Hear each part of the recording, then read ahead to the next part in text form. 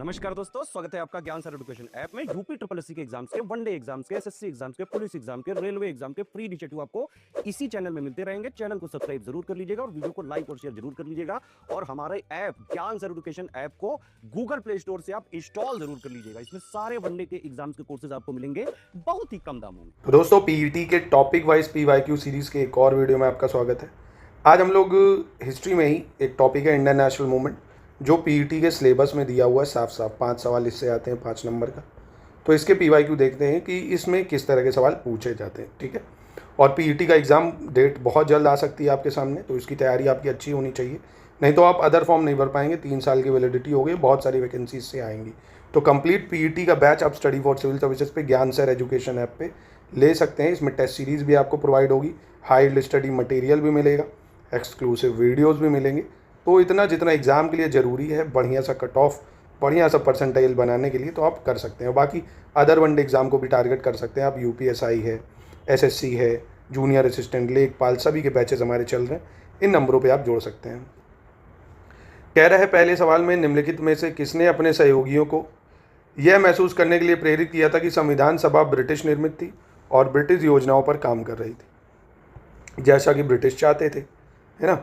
तो who among the following exhorted this, तो किसने कहा था ये कहना था सोमनाथ लहड़ी का, सोमनाथ लहड़ी का, ठीक है। इसके बाद कह रहा है चित्तरंजन दास और मोतीलाल नेहरू ने परिषद राजनीति में वापसी पर बहस करने के लिए कांग्रेस के भीतर निम्नलिखित में से किस राजनीतिक दल का गठन किया था। तो किसका गठन किया था भैया, चित्तरंजन दास और मोतीलाल नेहरू ने। तो ये करा था स्वराज पार्टी का गठन 1923 में, स्वराज पार्टी। अगला प्रश्न है, कह रहा है कांग्रेस का यह अधिवेशन कहाँ हुआ था जिसमें महात्मा गांधी ने अन्य नेताओं को खिलाफत के साथ साथ स्वराज के समर्थन में असहयोग आंदोलन शुरू करने की आवश्यकता के बारे में आश्वस्त किया था। Where was the session of Congress had taken place in which Mahatma Gandhi convinced other leader about the need to start a non-cooperation movement in support of खिलाफत। तो ये किस में बोला गया था, कलकत्ता सेशन में बोला गया था। ये किस में, कलकत्ता सेशन में। इसके बाद कह रहा है निम्नलिखित में से कौन खुदाई खिदमतगर का संस्थापक था और जिसे बादशाह खान के नाम से भी जाना जाता है। Who among the following was the founder of खुदाई Khidmatgar and is known as बादशाह खान। तो ये थे खान अब्दुल गफ्फार खान। कौन थे, खान अब्दुल गफ्फार खान। इसके बाद कह रहा है 1913 में हिंदुस्तान गदर पार्टी का जो मुख्यालय वो कहाँ पे स्थित था। जो हिंदुस्तान गदर पार्टी का हेडक्वार्टर है 1913 में कहाँ पे बनाया गया था ये, तो इसको सैन फ्रांसिस्को में बनाया गया है, सैन फ्रांसिस्को। अगला है 1928 में कह रहा मोतीलाल नेहरू समिति द्वारा निम्नलिखित में से कौन सा अधिनियम या विधेयक प्रस्तावित किया गया था। तो which among the following act या bill were proposed by Motilal Nehru committee in the year 1928। तो इनमें से कौन सा बिल प्रपोज करा गया था, बिल ऑफ राइट्स या अधिकारों का बिल। अगला प्रश्न, भारतीय राष्ट्रीय आंदोलन निम्नलिखित घटनाओं को उनके घटित होने के वर्ष से मिलाना है। कौन सा कब हुआ है, जैसे बरदौली वाला, महात्मा गांधी का नौखोली की यात्रा, और गांधी जी ने लंगोटी पहनना कब शुरू किया। ये थोड़ा विचित्र सवाल लगा था बच्चों को।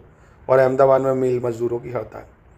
तो इसमें कौन सा सही हो जाएगा, देखिए बरदौली सत्याग्रह 1928 में हुआ था। कब हुआ था, 1928 में।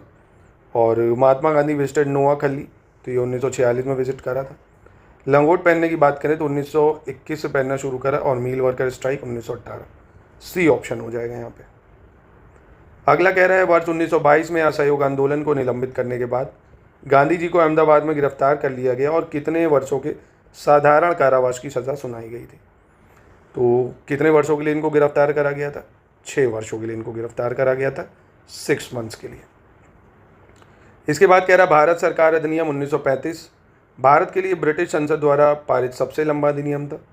मूल रूप से पारित अधिनियम बहुत लंबा होने के कारण 2 अलग अलग अधिनियमों में विभाजित किया गया था, अर्थात भारत सरकार अधिनियम 1935 और दूसरा कौन सा, तो दूसरा था आपका बर्मा सरकार अधिनियम, है ना, भारत सरकार अधिनियम और बर्मा एक्ट। फिर कह रहा पार्टीशन जो हुआ बंगाल का, infuriated people all over India and Swadeshi movement had taken place in deltic following names. यानी बंगाल के विभाजन ने पूरे भारत में लोगों को क्रोधित कर दिया था और डेल्टा आंध्र प्रदेश में स्वदेशी आंदोलन हुआ था। इसमें जो है किस नाम से इसको जानते हैं ये बताना था। तो ये था आपका वंदे मातरम आंदोलन। कौन था, वंदे मातरम मूवमेंट। 13 जून 1943 को सुभाष चंद्र बोस निम्नलिखित में से किसके निमंत्रण पर पूर्वी एशिया आए थे।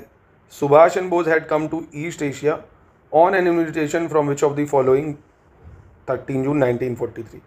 तो किसके इन्विटेशन पे आए थे ये भाई? तो इसका सही उत्तर क्या हो जाएगा? ये हो जाएगा रास बिहारी बोस। ठीक है। इसके बाद निम्नलिखित में से किस भारतीय स्वतंत्रता सेनानी ने हिंट्स फॉर सेल्फ कल्चर नामक पुस्तक लिखी? हिंट्स फॉर सेल्फ कल्चर, तो ये पुस्तक है लाला हरदयाल की। किसकी है? लाला हरदयाल की। फिर निम्नलिखित में से कौन 1892 के सुधारों का विस्तार था? इनमें से 1892 का जो सुधार था वो था, देखिए, द काउंसिल ऑफ 1909, जिसको मॉर्ले मिंटो रिफॉर्म भी बोलेंगे, वो था। ठीक है। तो इस तरह के प्रश्न आप देख सकते हैं जो पूछे जाते हैं, इसी हिसाब से आपको तैयारी करनी है। हलवा पेपर पेट का नहीं होता जो आप 2-4 टॉपिक ऐसे पढ़ के हो जाए, नहीं, आपको पढ़ना पड़ेगा जितने टॉपिक सिलेबस में, और आप बढ़िया नोट्स ले सकते हैं हमसे इन नंबर पे कांटेक्ट करके। 1920 में उत्तर प्रदेश के प्रतापगढ़ जिले में पहला किसान मार्च किसके द्वारा आयोजित करा गया था? फर्स्ट किसान मार्च इन प्रतापगढ़ डिस्ट्रिक्ट ऑफ उत्तर प्रदेश इन 1920। तो ये करा गया था जवाहरलाल नेहरू जी के द्वारा। ठीक है। फिर मोतीलाल तेजावत भारतीय राष्ट्रीय आंदोलन के दौरान एक प्रसिद्ध व्यक्तित्व थे। वह भारत के निम्नलिखित में से किस क्षेत्र से संबंधित है? मोतीलाल तेजावत जो है was a famous personality during the Indian national movement. He belong to which of the following region of India? तो ये किससे संबंधित थे? राजस्थान से संबंधित थे। किससे? राजस्थान से। ठीक है। तो यहीं पे करते हैं आज के सेशन का अंत।